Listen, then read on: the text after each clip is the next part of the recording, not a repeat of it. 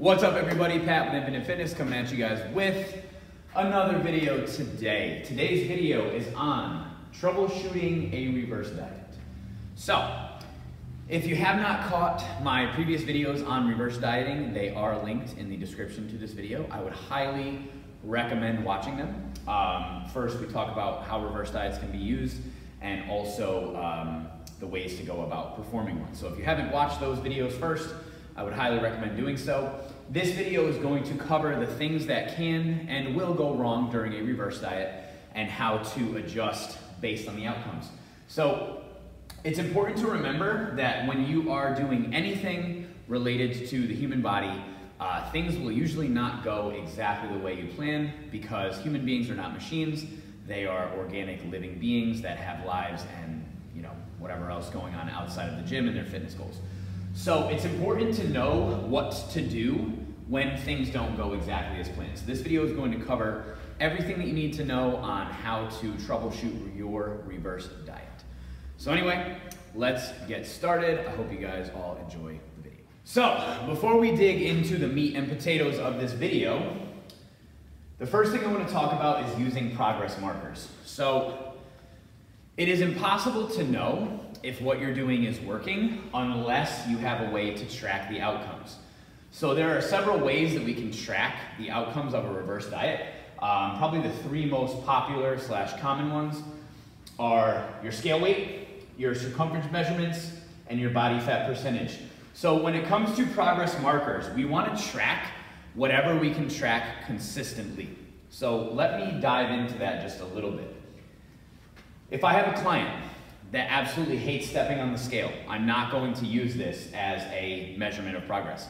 And if you're someone that does not like stepping on the scale, I would highly recommend not using that as a progress measure.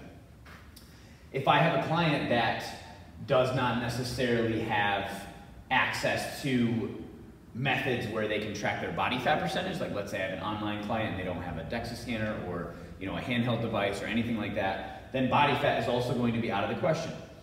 Circumference measurements are usually one of the more common ones that I will use, especially for clients that don't like to hop on the scale or clients that may not have a way to track their body fat. It's very simple for most people to get a simple roll-up tape measure that a tailor would have and just take the measurements of different parts of their body. So when we are using these progress measures, we want to use them to determine the outcomes of the reverse diet. So if we have set a goal of gaining a certain amount of mass per week or not seeing mass gain per week or not seeing the waist measurement increase on a particular individual, whatever the data is showing us will tell us what decisions we need to make moving forward with the reverse diet. So the first step in figuring out if your reverse diet is working or not is to have a method to track your progress while you are going through the reverse diet.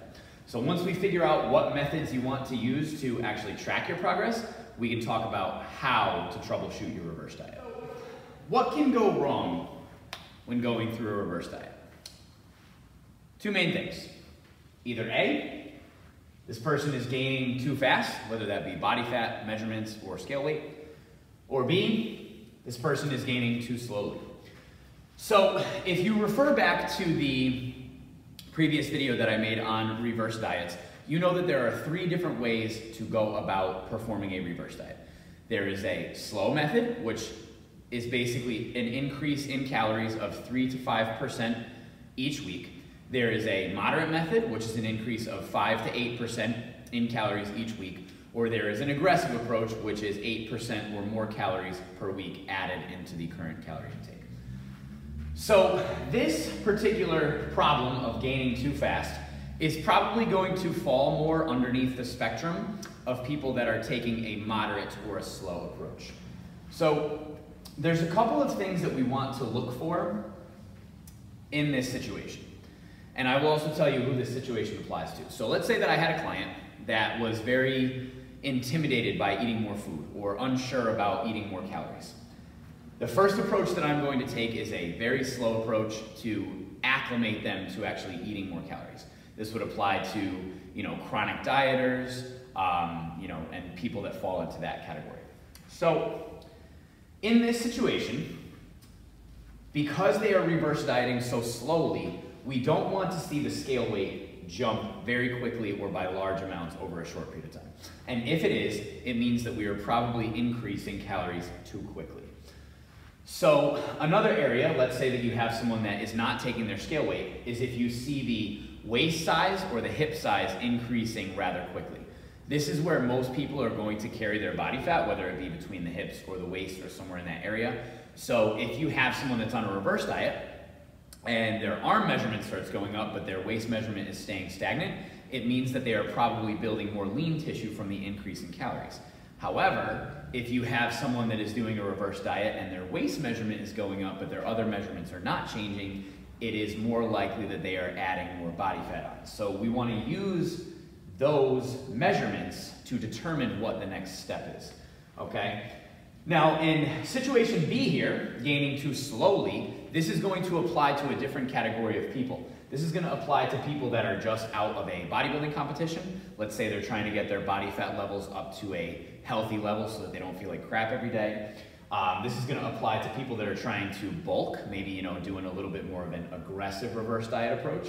And then this is also going to apply to time-restricted athletes, whether that be someone trying to make the next weight class or someone that wants to get to a certain level of caloric intake before they begin a diet, or anything that fits into that category.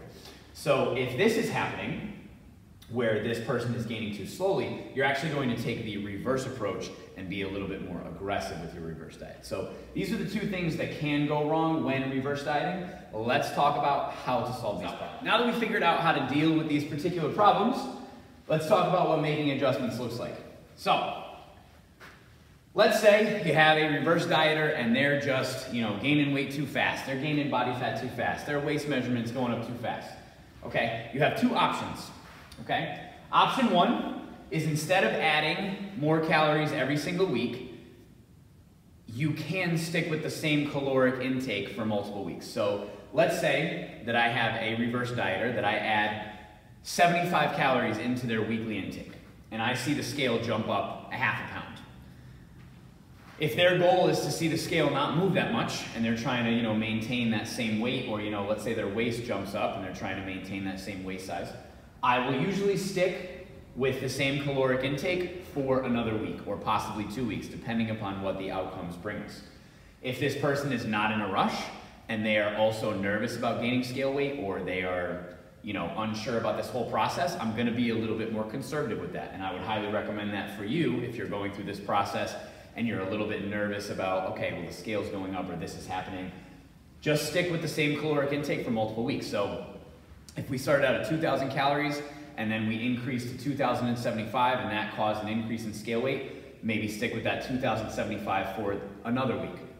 Now, the second thing that you can do is you can lower your increases. So let's say that we started on a slow approach and we did a 5% caloric intake on week one. So let's say we took somebody from eating 2,000 calories per day up to 2,100 calories per day, okay? The next time around, when we increase their calories, we could take a slower approach and do a lower increase. So instead of increasing the calories by 5%, we could go to the bottom end of the spectrum and only increase it by 3%. So instead of adding 100 calories in, maybe we only add 60 calories in, okay? So it's very simple. If something is happening too fast, just slow down the rate of increase, maybe keep the increases to every other week, so on and so forth. But that's one of the good ways to go about it if you're moving too quickly. Too slow, exactly the opposite, okay? Very, very simple. If someone is not gaining the body fat they want to gain at the rate they want to gain it, or they're not gaining the scale weight, or they're not seeing the caloric increases that they would like to see, simply speed up the increase of calories from week to week. So let's say we have a reverse dieter that is trying to get to 2,500 calories in a certain period of time, and they have a week where they're sick and they're not able to add calories into their week. Well, what you would do the following week is you would simply just increase the amount of increase that you add into their caloric intake. Okay, and this is also true for competitors. Let's say you have a competitor that is feeling really, really crappy after they just did their show and they dieted down.